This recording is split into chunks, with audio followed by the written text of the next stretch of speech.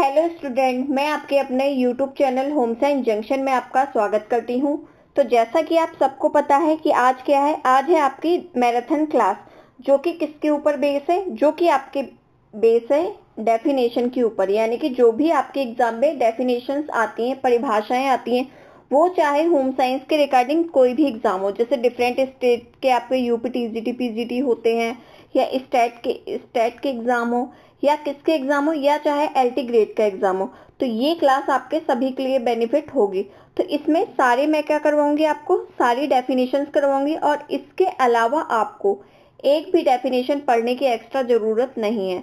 तो आपके एग्जाम में कितनी डेफिनेशन आती हैं, 102 आती है या 203 आती है, इससे ज़्यादा आपकी एग्जाम में डेफिनेशन नहीं पूछी जाती है। तो आपकी जो भी डेफिनेशंस आती हैं वो आज की क्लास में सारी कवर हो जाएंगी। तो आज का हम सेशन स्टार्ट करते हैं। आज की क्लास में हमारा फर्स्ट क्वेश्चन है, पूछा हुआ है आप लोगों से, प्रसार शिक्षा सामुदायिक विकास के लक्ष्यों की प्राप्ति का साधन है।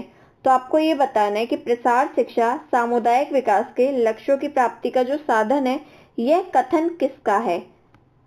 ऑप्शन दिया हुआ है, फर्स्ट ऑप्शन है ए रेड्डी, सेकंड ऑप्शन है आपका बी रामा भाई, थर्ड ऑप्शन है कृष्णाचारी, एंड लास्ट ऑप्शन है आपका हॉरन भाई। तो प्रसार शिक्षा सामुदायिक विकास के लक्ष्यों की प्राप्ति का साधन है, ये कथन है आपके ए रेड्डी का। तो ऑप्शन ए क्या हो जाएगा, आपका राइट आंसर हो जाएगा।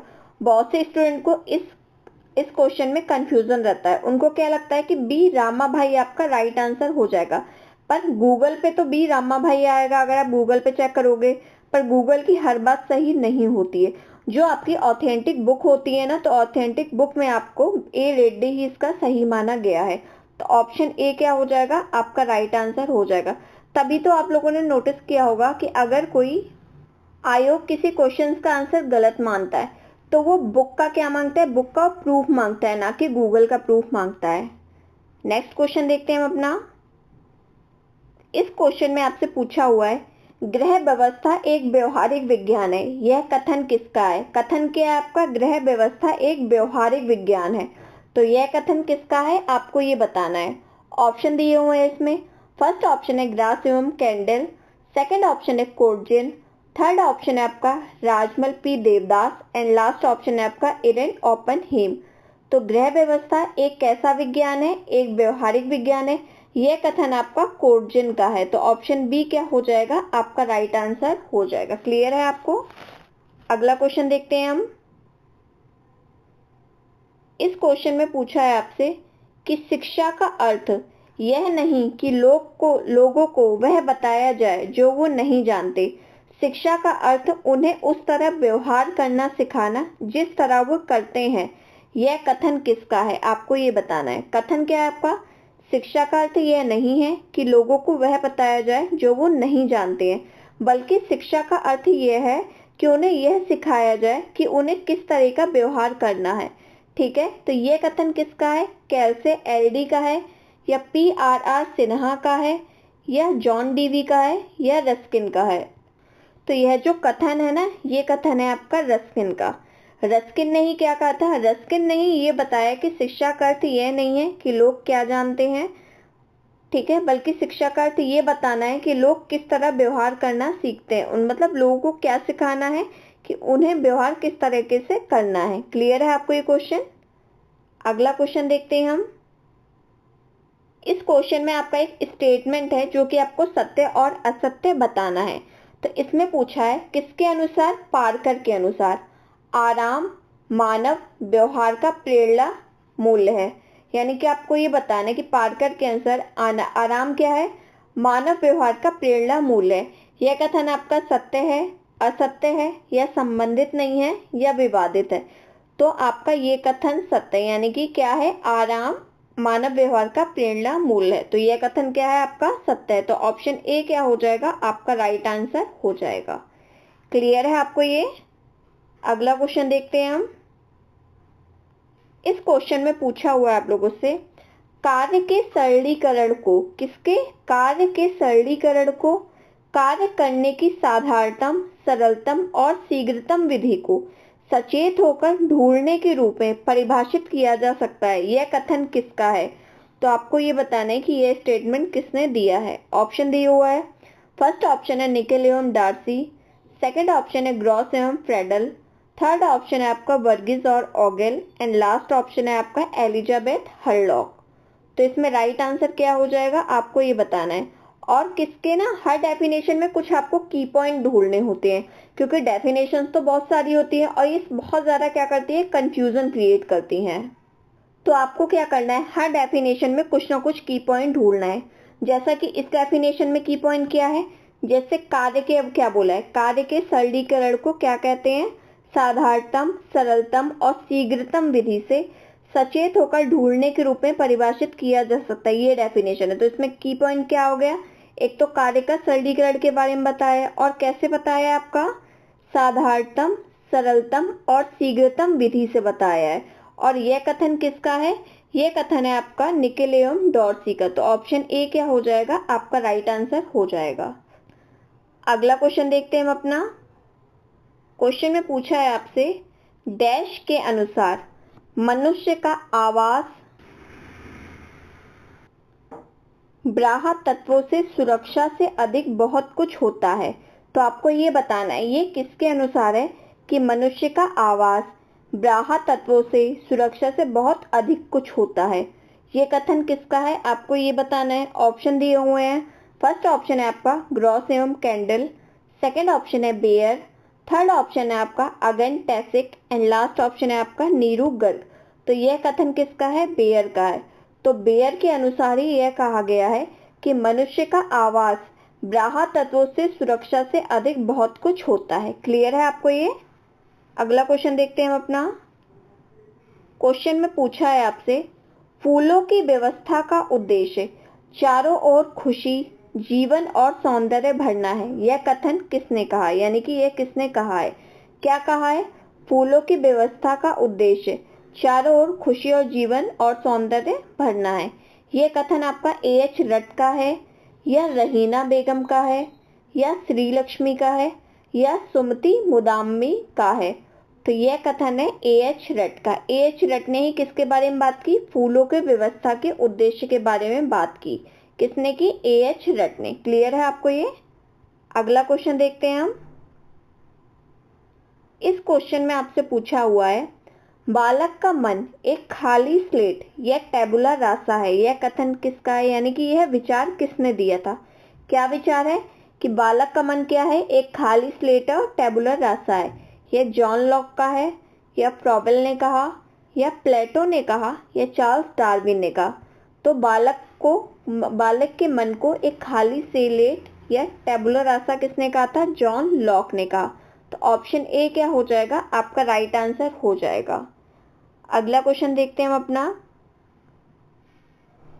इस क्वेश्चन में आपसे पूछा हुआ है, विकासात्मक कार्य वे कार्य हैं जो किसी प्राणी के जीवन की निश्चित आयु पर ही प्रकट होते हैं और इन क्रियाओं की सफलतापूर्वक प्राप्ति से प्रसन्नता होती है तथा अगली अवस्था के कार्यों को सीखने में सफलता मिलती है। तो यह परिभाषा किसने दी है आपको ये बताना है। ऑप्शन दिए हुए हैं, बी हरलॉक ने दी है, या हैविंगस ने दी है, या डीएन श्रीवास्तव ने दी है, या जीन पियाजे ने दी है।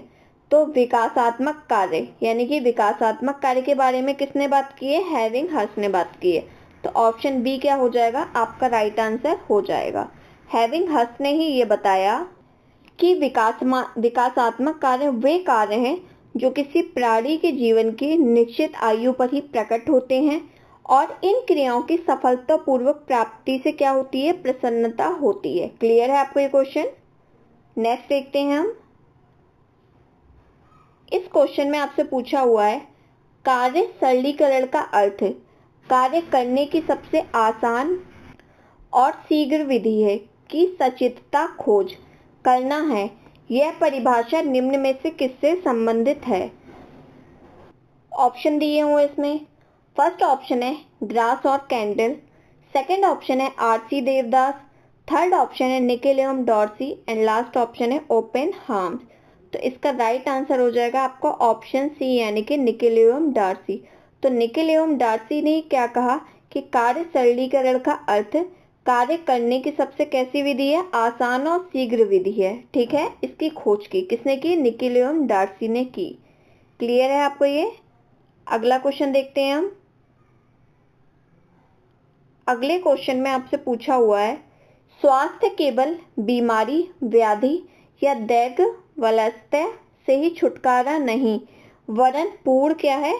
वरन पूर्ण शारीरिक, मानसिक और सामाजिक सुस्थापना ही सुस्वास्थ्य है। यह किसने परिभाषित किया? ऑप्शन दिए हुए हैं।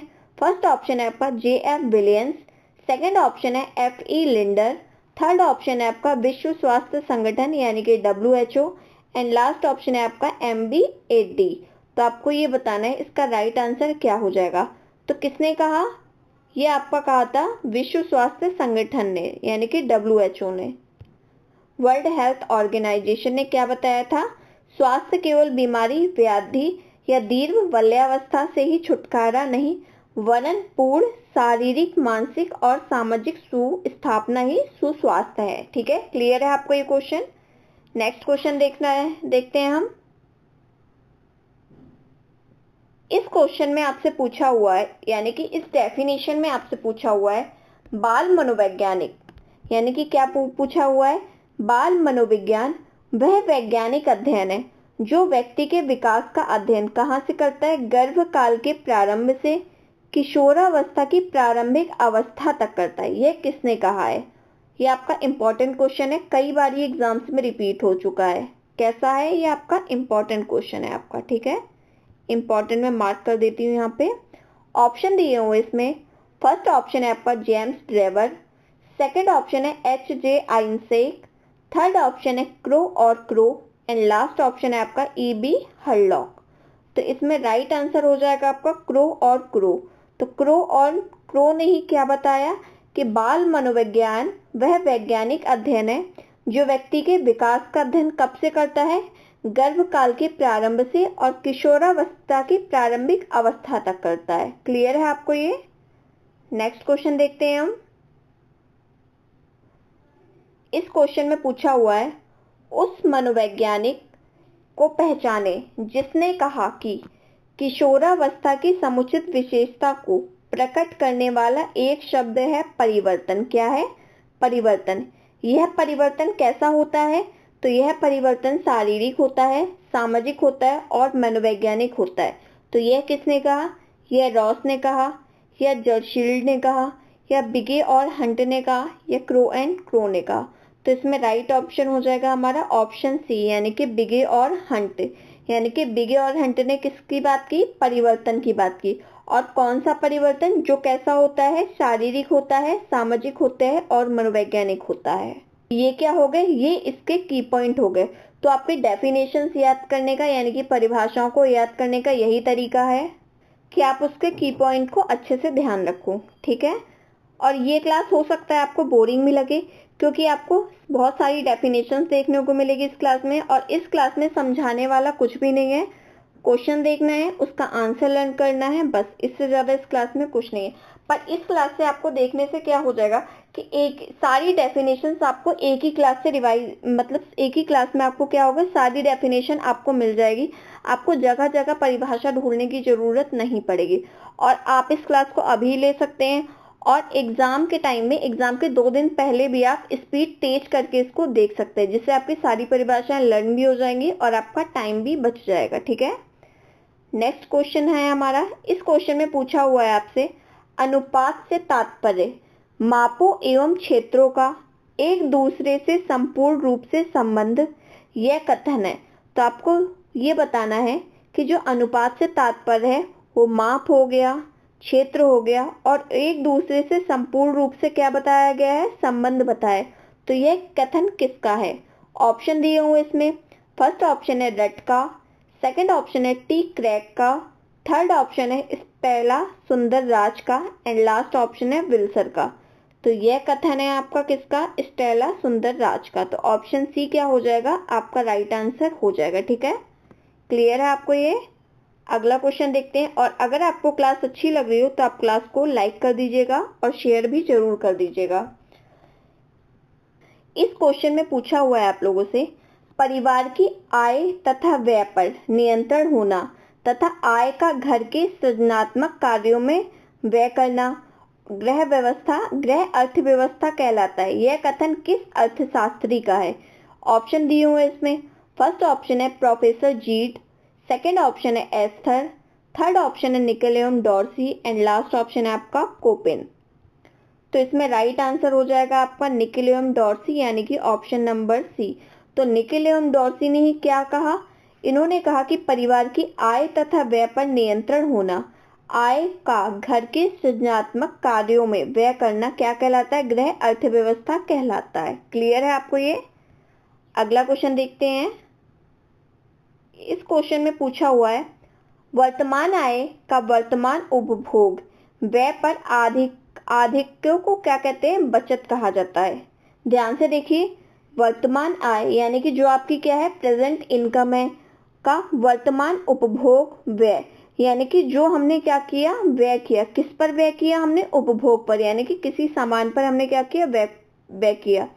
पर आधिक्य बचत कहा जाता है। यह उक्ति किसने कही है?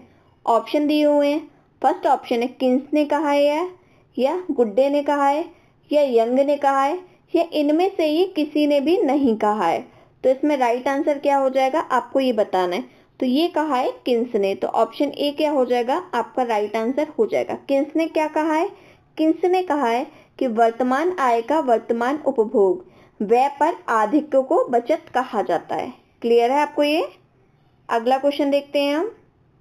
अगला क्वेश्चन है आपका डिसीजन से यानी कि निर्णय से।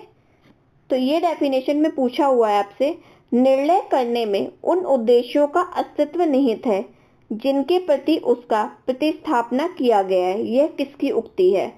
ऑप्शन दिए हुए इसमें। फर्स्ट ऑप्शन है आपका डी उड्स थॉमस की है, या एस्ट्रा फ्रुचुबेटन की है, या एसी बेस्टॉन की है, या इनमें से किसी की नहीं है। ये सी ए बेस्टॉन है। ठीक है, तो इसमें राइट आंसर क्या हो जाएगा? तो इसमें राइट आंसर हो जाएगा आपका ऑप्शन ए यानी कि डी उड्स थॉमस।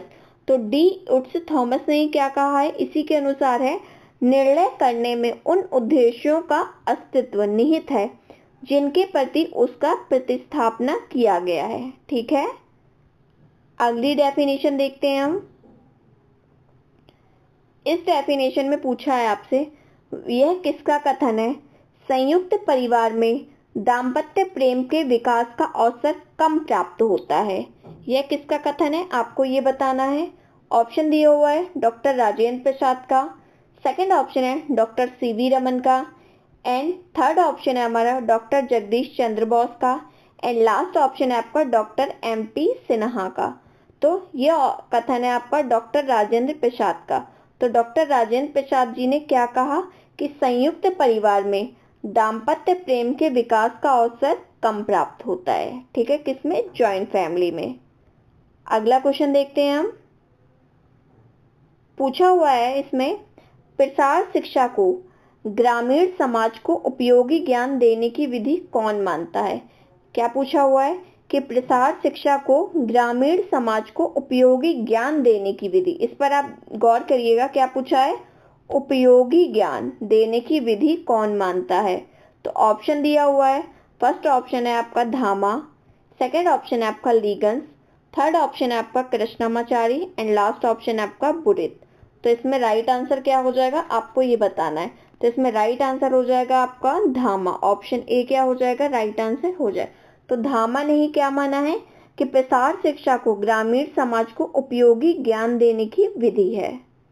नेक्स्ट क्वेश्चन देखते हैं हम। इस क्वेश्चन में आपसे पूछा हुआ है, प्रसार कार्य स्थानीय स्थितियों के आधार पर विभिन्न देशों में भिन्न भिन्न तरीकों से विकसित हुआ है। यह किसके द्वारा सूचित किया गया है, यानी कि यह किसका कथन है? ऑप्शन दिए हुए इसमें। फर्स्ट ऑप्शन है आपका FAO का, सेकंड ऑप्शन है WHO का, थर्ड ऑप्शन है आपका योजना आयोग का, या ICAR का। तो इसमें राइट आंसर क्या हो जाएगा? आपको ये बताना है। तो ये किसके अनुसार है? WHO आपका राइट आंसर हो जाएगा, यानी कि ऑप्शन बी। तो WHO द्वारा सूचित किया गया कि प्रसार कार्य स्थानीय स्थितियों के आधार पर विभिन्न देशों में भिन्न भिन्न तरीके से विकसित हुआ है। क्लियर है आपको ये? नेक्स्ट क्वेश्चन देखते हैं हम। ये आपका इंपॉर्टेंट क्वेश्चन है। ये कथन आपको बताना है कि ये कथन किसका है। क्या कथन है आपका? प्रसार शिक्षा निरंतर चलने वाली प्रक्रिया है, यह किसने कहा है? क्या पूछा हुआ है?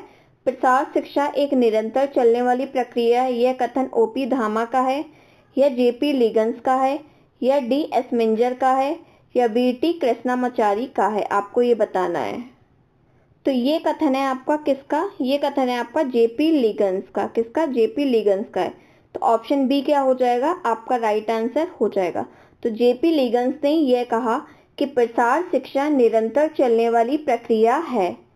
अगला क्वेश्चन देखते हैं हम। नेक्स्ट क्वेश्चन में पूछा हुआ है आप लोगों से, प्रसार शिक्षा स्कूल के बाहर दी जाने वाली एक व्यवस्था है जिसमें प्रौढ़ व युवा व्यक्ति करके सीखते हैं। तो यह कथन किसका है? आपको ये बताना है। ओपी धामा का है, या कैल्सी व हेनरी का है, या डॉक्टर एस्मिंजर का है, या हर्पलानी का है? किसका? हर्पलानी का है। तो इसमें राइट आंसर क्या हो जाएगा? इसमें राइट आंसर हो जाएगा आपका डॉक्टर एस्मिंजर। तो ऑप्शन सी क्या हो जाएगा? आपका राइट आंसर हो जाएगा। डॉक्टर एस्मिंजर ने ही कहा कि प्रसार शिक्षा स्कूल के बाहर दी जाने वाली एक व्यवस्था है जिसमें प्रौढ़ व युवा व्यक्ति करके सीखते हैं। यह कथन किसका है? डॉक्टर एस्मिंजर का है। क्लियर है आपको ये? अगला क्वेश्चन देखते हैं हम। इस क्वेश्चन में पूछा हुआ है आप लोगों से, प्रसार एक शिक्षा है जिसका उद्देश्य उन लोगों की सोच व कार्यविधि में परिवर्तन लाना है जिनके साथ काम किया जाना है। यह कथन यानी कि यह परिभाषा किसने दी है? ऑप्शन दिए हुए इसमें। फर्स्ट ऑप्शन है ओपी धामा द्वारा, सेकंड है डगलस एस्मिंजर द्वारा, थर्ड है आपका श्री कृष्णामाचारी द्वारा, एंड लास्ट है आपका सुपेद द्वारा। तो प्रसार एक शिक्षा है जिसका उद्देश्य उन लोगों की सोच व कार्यविधि में परिवर्तन लाना है जिनके साथ काम किया जाना है। तो यह कथन है डगलस एस्मिंजर का। तो ऑप्शन बी क्या हो जाएगा? आपका राइट आंसर हो जाएगा। और परिभाषा आपकी जैसे दी हुई होती है हमें सेम वैसे ही याद करना पड़ता है। हम इसमें कोई भी अपने तरीके से फेरबदल नहीं कर सकते हैं। अगला क्वेश्चन देखते हैं। और अगर आप लोगों को क्लास अच्छी लग रही हो तो आप लोग क्लास को लाइक कर दीजिएगा और कमेंट सेक्शन में ज़रूर बताइएगा कि आपको क्लास कैसी लग रही है। ठीक है? इस क्वेश्चन में पूछा है, ग्रामीण जीवन के विकास के लिए उपयोगी ज्ञान के फैलाव को हम प्रसार कहते हैं। यह कथन किसका है? कथन एक बार फिर से पढ़ लीजिए। क्या है? ग्रामीण जीवन के विकास के लिए उपयोगी ज्ञान के फैलाव को हम क्या कहते हैं? प्रसार कहते हैं। यह कथन आपका बी रामाभाई का है, या एच.डब्ल्यू. भट्ट का है, या पी धामा का है यानी कि आपका ओपी धामा का है, या ए.टी. मोशर का है। तो आपको राइट आंसर बताना है कि इसमें राइट आंसर क्या हो जाएगा। तो इसमें राइट आंसर हो जाएगा आपका एच.डब्ल्यू. भट्ट। यानी कि एच.डब्ल्यू. भट्ट ने क्या कहा कि ग्रामीण जीवन के विकास के लिए उपयोगी ज्ञान के फैलाव को हम क्या कहते हैं? प्रसार कहते हैं। क्लियर है आपको ये? अगला क्वेश्चन देखते हैं हम।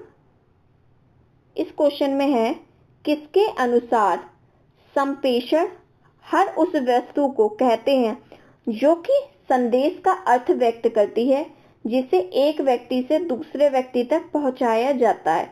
तो यह किसके अनुसार है? ऑप्शन दिए हैं उसमें। हार्टमैन के अनुसार है, या ब्रूकर के अनुसार है, या एडगर डेल के अनुसार है, या मिलर के अनुसार है। तो ये अनुसार है आपके किसके? ब्रूकर के। ब्रूकर ने ही आपके क्या बताया? ब्रूकर ने आपके ये बताया कि संप्रेषण हर उस वस्तु को कहते हैं जो कि उस संदेश का अर्थ व्यक्त करती है जिसे एक व्यक्ति से दूसरे व्यक्ति तक क्या किया जाता है? पहुंचाया जाता है। क्लियर है आपको ये? तो किसके अनुसार है? ये आपके ब्रूकर के अनुसार है। अगला क्वेश्चन देखते हैं हम अपना। इस परिभाषा में पूछा है आपसे, प्रसार शिक्षा अनौपचारिक शिक्षा है, किसने कहा? ये भी आपका मोस्ट इंपॉर्टेंट क्वेश्चन है, कई बार ये रिपीट हो चुका है आपका। इस क्वेश्चन में पूछा है आपका क्या है? प्रसार शिक्षा को क्या बताया है? अनौपचारिक शिक्षा बताए। यह किसने कहा है? एल.डी. कल्से ने कहा है, या डी एस्मिंजर ने कहा है, या ओपी धामा ने कहा है, या एम.सी. बुरेट ने कहा है। तो आपको इसमें राइट आंसर बताना है। तो प्रसार शिक्षा को अनौपचारिक शिक्षा कहा है किसने? LD कलसे ने। तो ऑप्शन ए क्या हो जाएगा? आपका राइट आंसर हो जाएगा। क्लियर है आपको ये? अगला क्वेश्चन देखते हैं हम। इसमें पूछा हुआ है आप लोगों से, किसने कहा कि मूल्यांकन को एक क्रमबद्ध प्रक्रिया के रूप में परिभाषित किया जा सकता है, जो हमें बताती है कि छात्रों ने किस सीमा तक किन शैक्षिक उद्देश्यों को प्राप्त किया है। तो यह परिभाषा किसने दी है? आपको ये बताना है। ऑप्शन दिए हुए इसमें, फर्स्ट ऑप्शन है आपका टॉरगेसन तथा एडम्स ने, सेकंड है डांडेकर ने, थर्ड ऑप्शन है आपका EL पील ने, एंड लास्ट ऑप्शन दिया है आपका हेल्म स्टैंडर ने। तो किसने कहा कि मूल्यांकन को एक क्रमबद्ध प्रक्रिया के रूप में परिभाषित किया जा सकता है, जो हमें बताती है कि छात्रों ने किस सीमा तक किन शैक्षिक उद्देश्यों को प्राप्त किया। तो यह किसने कहा है? यह कहा है आपके डांडेकर ने। तो ऑप्शन बी क्या हो जाएगा? आपका राइट आंसर हो जाएगा। क्लियर है आपको ये क्वेश्चन? नेक्स्ट क्वेश्चन देखते हैं हम। आपको एक ही क्लास में सारी परिभाषाएं मिल जाएंगी, इसके अलावा आपको कोई भी परिभाषा देखने की जरूरत नहीं है। तो आप लोग इस क्लास को अच्छे से देख लीजिएगा, ठीक है। इस क्वेश्चन में आपसे पूछा है, मूल्य हमेशा उनके लिए महत्वपूर्ण होते हैं जो उन्हें धारण करते हैं, ऐसा किसने कहा? फ्रॉइड ने कहा है, या ग्रास एवं फ्रेडल ने कहा है, या पिगेट ने कहा है, या क्लाइड कुक्लुक होहिम ने कहा है। तो यह कथन है आपका किसके अनुसार? ये कथन है आपका ग्रास एवं और फ्रेडल के अनुसार। तो ऑप्शन बी क्या हो जाएगा? आपका राइट आंसर हो जाएगा। ग्रास एवं फ्रेडल ने ही कहा कि मूल्य हमेशा उनके लिए महत्वपूर्ण होते हैं जो उन्हें क्या करते हैं? धारण करते हैं। अगला क्वेश्चन देखते हैं हम अपना।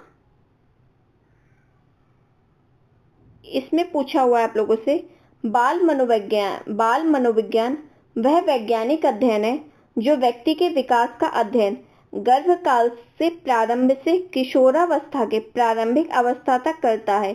यह कथन किसका है? ऑप्शन दिए हुए इसमें, फर्स्ट ऑप्शन है आपका जेम्स ड्रेवर का, सेकंड ऑप्शन है क्रो और क्रो का, थर्ड ऑप्शन है आपका HJ आइंसेक का, एंड लास्ट ऑप्शन है आपका EW हरलॉक ने। तो ये आई थिंक आपका रिपीट हो चुका है क्वेश्चन, ये पहले भी आया था अभी। तो हम इसका आंसर देख लेते हैं। इसका आंसर होगा हमारा क्रो एंड क्रो, यानी कि क्रो एंड क्रो ने क्या बताया था कि बाल मनोविज्ञान वह वैज्ञानिक अध्ययन है जो व्यक्ति के विकास का अध्ययन गर्भकाल के प्रारंभ से किशोरावस्था के प्रारंभिक अवस्था तक करता है। ठीक है, क्लियर है आपको ये? ए भी आपका कैसा है? ए भी आपका इंपॉर्टेंट क्वेश्चन है, यानी कि आपकी मोस्ट इंपॉर्टेंट डेफिनेशन है, कई बार रिपीट हो चुकी है ये आपकी। नेक्स्ट क्वेश्चन देखते हैं हम। इस क्वेश्चन में पूछा है आपसे, बाल मनोविज्ञान की वह शाखा है जिसमें जन्म से परिपक्वता तक, कहाँ से? जन्म से परिपक्वता तक विकसित हो रहे मानव का अध्ययन किया जाता है। यह कथन किसका है? आपको इसका राइट आंसर बताना है कि राइट आंसर क्या हो जाएगा। ऑप्शन दिए हुए हैं, फर्स्ट ऑप्शन है crow and crow, second option है जेम्स ड्रेवर, थर्ड ऑप्शन है हरलॉक, एंड लास्ट ऑप्शन है आपका फ्रॉइड। तो इसमें राइट आंसर हो जाएगा आपका जेम्स ड्रेवर, यानी कि ऑप्शन बी क्या हो गया? आपका राइट आंसर हो गया। तो जेम्स ड्रेवर ने ही ये कहा कि बाल मनोविज्ञान की वह शाखा है जिसमें जन्म से कहाँ तक? परिपक्वता तक। ये आपको की पॉइंट ध्यान रखना है, क्या? जन्म से परिपक्वता तक विकसित हो रहे मानव का अध्ययन किया जाता है। ये आपका की पॉइंट है, आपको ध्यान रखना है। की पॉइंट क्या है आपका? जन्म से लेकर परिपक्वता तक। ठीक है, अगला क्वेश्चन देखते हैं हम अपना।